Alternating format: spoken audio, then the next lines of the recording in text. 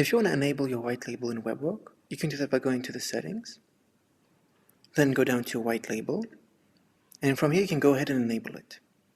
White label is an add-on you can get for $1 per user a month. Here you can customize WebWork with your brand colors, logo, and a custom URL.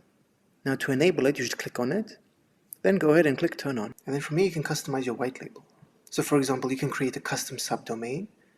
So for example, I can write every step, and you can upload your logo for light mode and dark mode, so it'll show up over here, as well as the icon, so it'll show up over here. And then you can also choose a primary color for your workspace. So for example, I want to choose green, and once this is done, you can go ahead and click Save Changes. Now these two logos will appear over here in the dashboard, as well as in the application over here. And this icon will appear over here in the tab. So using the white label, you can edit the workspace to your liking.